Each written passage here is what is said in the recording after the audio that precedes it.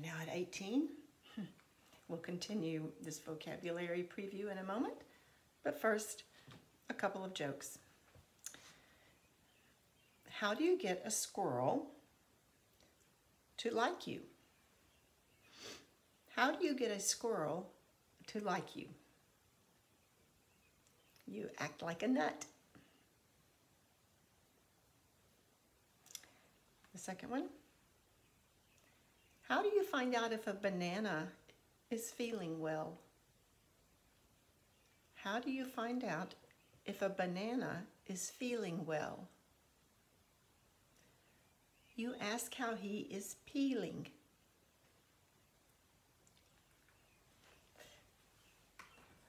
Y'all are really helping me to build my knowledge of jokes so I can tell jokes everywhere I go now. I'm so bad at this. All right. Number 4.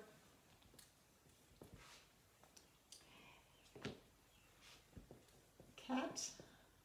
I have to spell this one. Okay, carefully. Catalytic Converter. I think it's an ER. Catalytic converter. That's an automotive term, or I guess vehicle in general, all sorts of vehicles. A catalytic converter is an automotive part that is now in new cars and has been for a number of years, that changes the pollution into carbon dioxide and water. So it takes the pollutants that come into the engine and it converts, which means convert means to change, converts them into carbon dioxide and water, and therefore it is a very big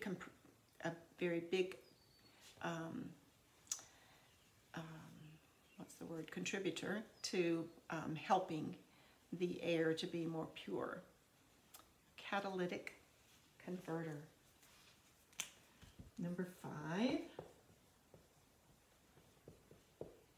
pesticide. I feel sure you are familiar with that. Okay, solution that is used to kill pests. Mostly we think about it for bugs around the house, but pesticides can be used for larger animals that become, a problem, snakes or mice, other kinds of animals like that. Of course, there is a lot of controversy about the use of pesticides. We know that they can be harmful to our environment. They can be harmful to people. So the use of pesticides has to be done very carefully. We need to read the labels, understand what we are using, and if we have people come to our home and do pest control in our homes, we want to know what method they use, what types of pesticide they use, and is it safe in our homes for our children, our animals, our pets, and so forth. Pesticides. And that kind of fits with extinction. Certainly, if too much pesticide is used by lots of people in an area, then a particular pest could become extinct. So extinction is the dying out of an animal species of some sort, and we know that around the world there are many species of animals that have become extinct or almost extinct because of human reasons. We have either killed them through chemicals, we have hunted them and made their number very small through the killing of this animal, or the pollution that is in the air or in the water in certain areas has killed off certain species. We certainly see a lot of extinction of species in the water as well, in the oceans and in the rivers, again because of dumping chemicals into the water. So the article will mention extinction. And then kind of the opposite, okay? And stop checking. It's really the opposite of extinction. Resurrect means new life, okay? To bring something back. And thankfully, we have many, many environmentalists, scientists who are working to resurrect or bring back animal species that are near extinction, and to provide alternative ways that we can,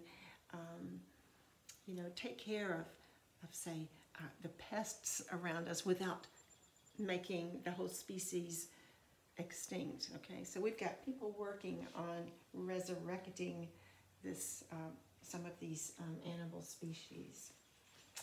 All right, out of space.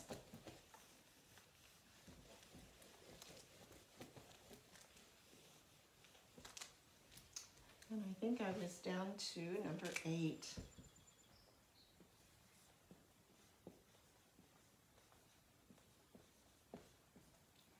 Turnout. Turnout is a noun.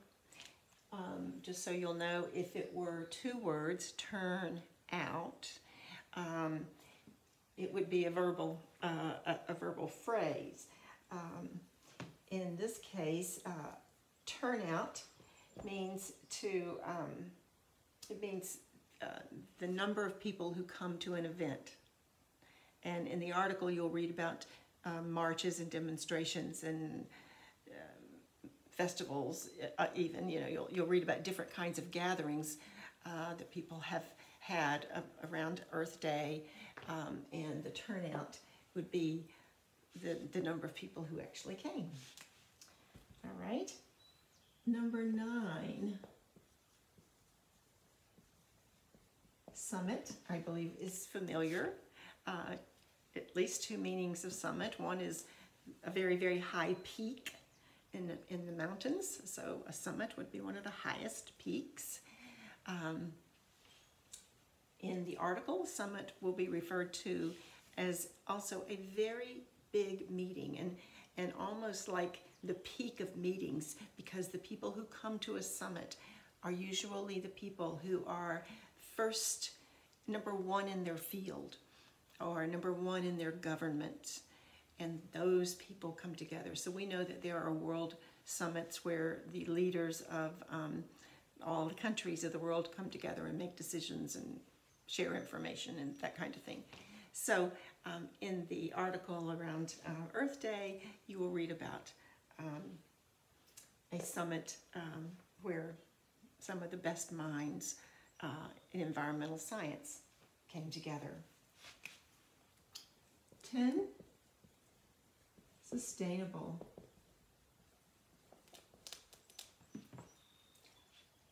Sustainable. Something is sustainable if it can live on, if it has what it needs to continue to survive and be healthy.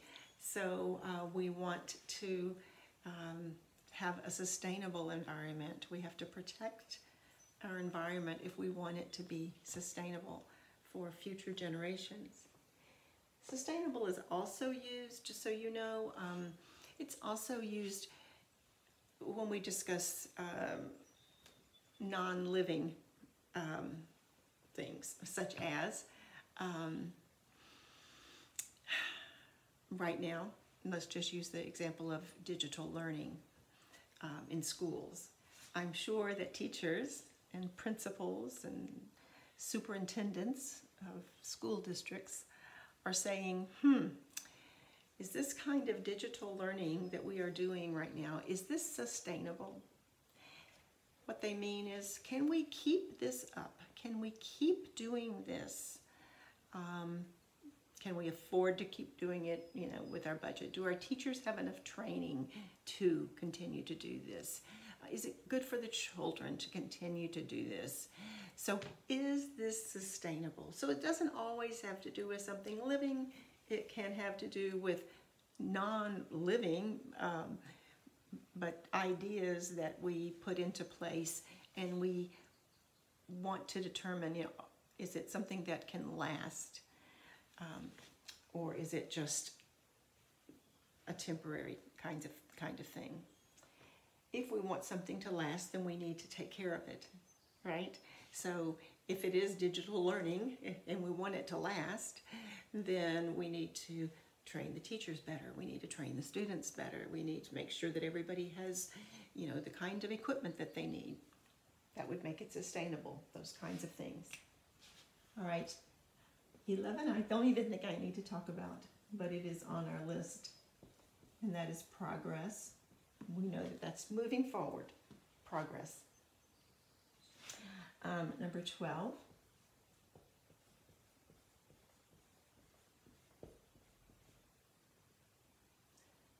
Poverty. I think we are all very familiar with that. I forget exactly the number, household income number in the United States, but it's easy to Google and find what qualifies as poverty in our country.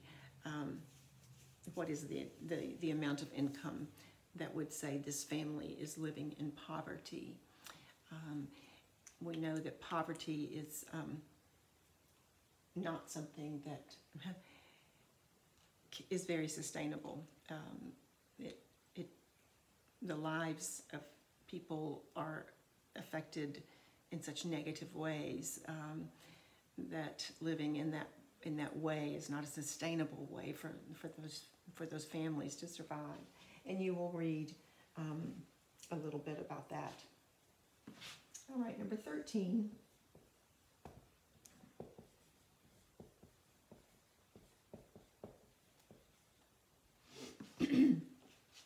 Intention. An intention is what we intend or want to do, what we plan to do, believe we should do, okay? So a lot of times the ideas and the laws that we have, so forth, have the right intent, okay? They have the right intent, and the people who are trying to put those laws in place, or those ideas in place, in this case about our earth and our environment, those people have the right intention. They want to do the right thing, okay? We all have good intentions about things, don't we? And we try hard. Sometimes our intentions are better than our actions. So we really intend to do things, but we don't follow through sometimes. I can think of a number of ways that I fail to follow through on intentions. 14,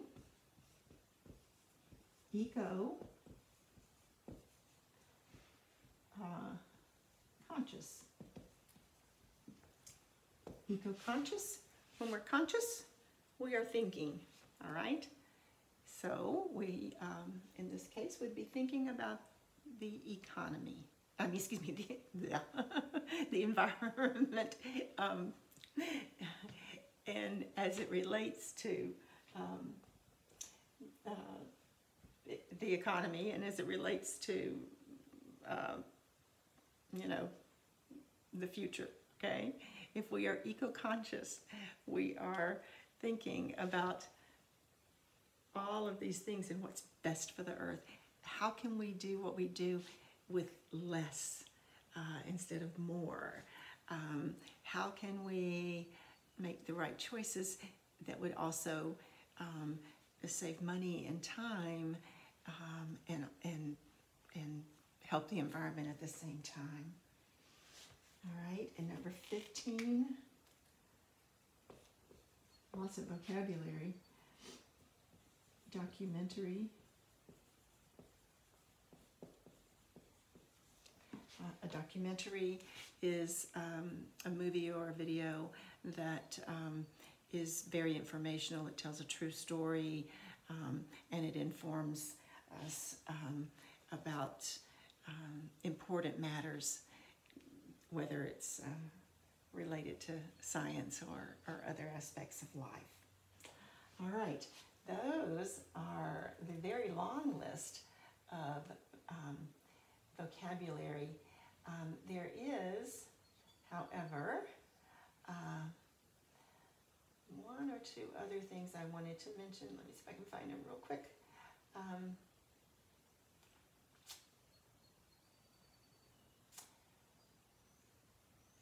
Here we go.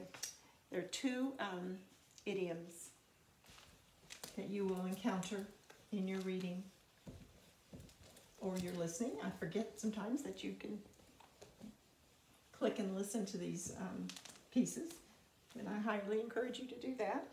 One is take center stage. This is an idiom.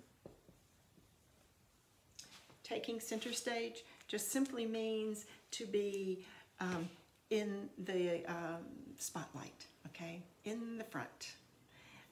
So it can literally mean an actress in the center of the stage, the most important actress at the moment because she's the one in the middle of the stage. Everybody's looking to the middle of the stage. In your homes, if it's somebody's birthday, they are taking center stage that day. They have, a little more privilege that day, okay? So taking center stage. And then another idiom, shake one's head. Okay, one meaning a person. Shake one's head.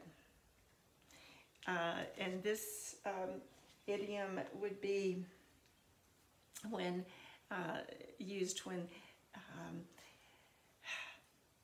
people see something that they just can't quite believe they're seeing. It's just so strange or so improper, and they just shake their head.